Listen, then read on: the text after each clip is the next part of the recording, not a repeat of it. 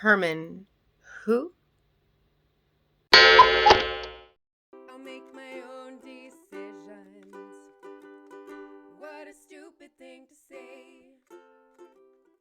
Lord, I need you every day.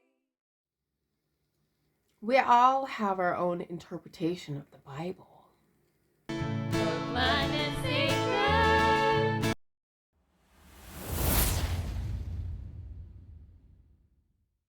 No.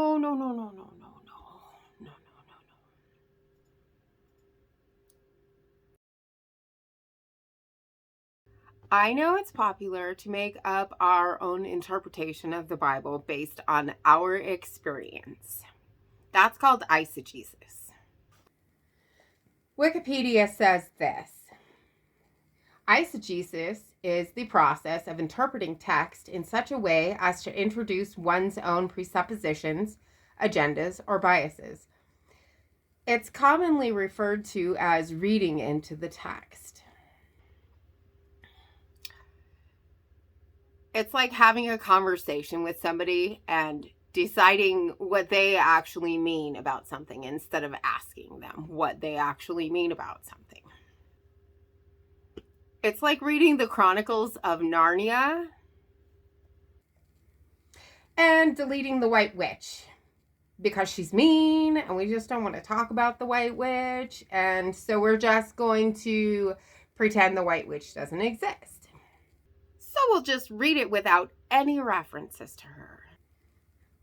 The story won't make any sense if you delete all things regarding the White Witch, even though it would be a lot more pleasant without her.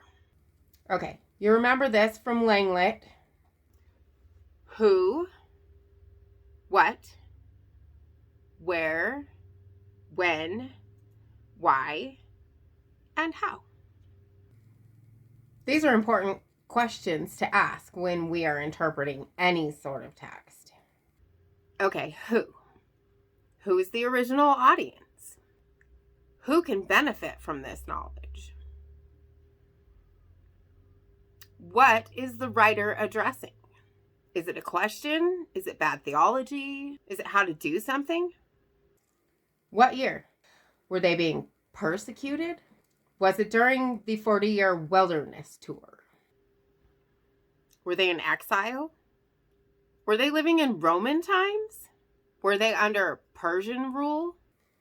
Where are the recipients? Are they at home? On a mission trip? Where's the writer? Are they in jail? In a royal court? How can this apply to current events? How can we react to it? And how did the recipients react? Here's the hermeneutics definition from Oxford Languages. The branch of knowledge that deals with interpretation, especially of the Bible or literary texts. A method or theory of interpretation. From Greek origin, late 17th century, from Greek hermeneutikos, from hermeneuion, interpret.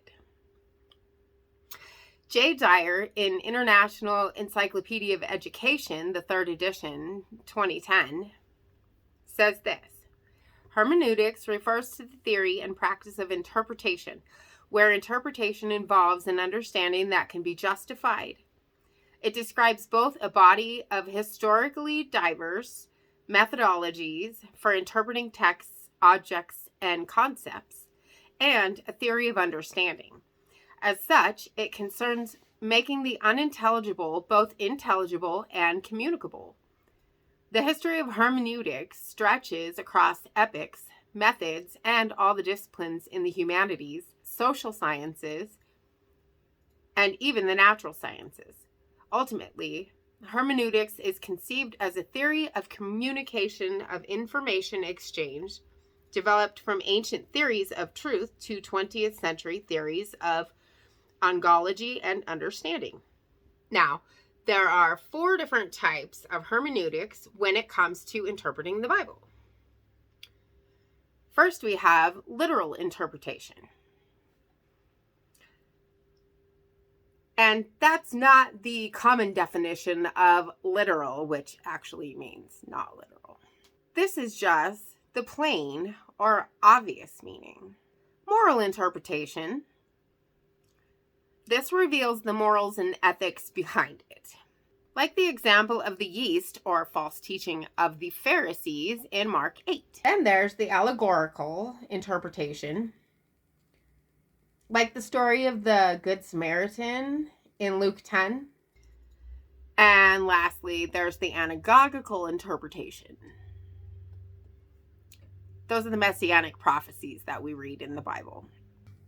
Super, super important that we never, ever just read one scripture. Cherry picking a single verse causes misuse and misinterpretation. And that's just confusing. There's way too much of that going on in the church nowadays. We can actually make the Bible say anything we want to by picking out one verse at a time. Context, context, context. Read what's before and what's after. And sometimes the whole chapter is what it takes to tell us what we're talking about.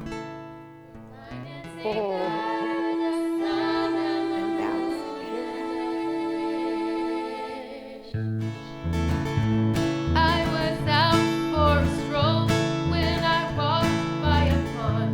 When I saw a big old fish, and he was looking up at me. He said, "Excuse me, do you have a pair of sunglasses?" Well, dear fish, these are the only pair I have. You're blind and sinker, that old fish just talks to me. Could it be a case of heat stroke coming over me? 'Cause that old sun is a beating down, it must be 103. That big old fish began to talk again. So I asked the fish's name, he said, "Sir William Scott Howard." Don't forget to hit the subscribe button, Would click it the be bell for alright if I notifications just on called whenever you there's a Jim? new video. And we'll see you And next he was time. much Blessings. obliged, so I sat down for a spell. I gave in to insanity 'cause Jim had a story to tell.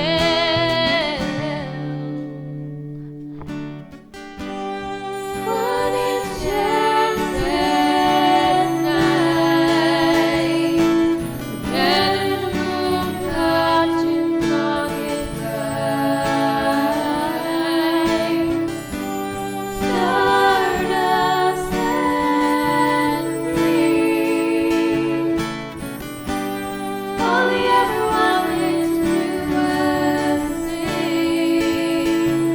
So the man in the room gave Jim his wings. He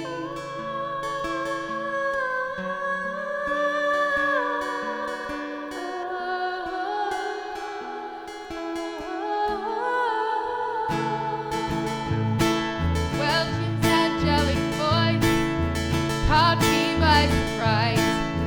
Sounded so sweet to me that tears they filled my eyes. So I asked dear Jim what price he paid to sing so beautifully. He said, "I'm so glad you asked." Then he jumped up out of the water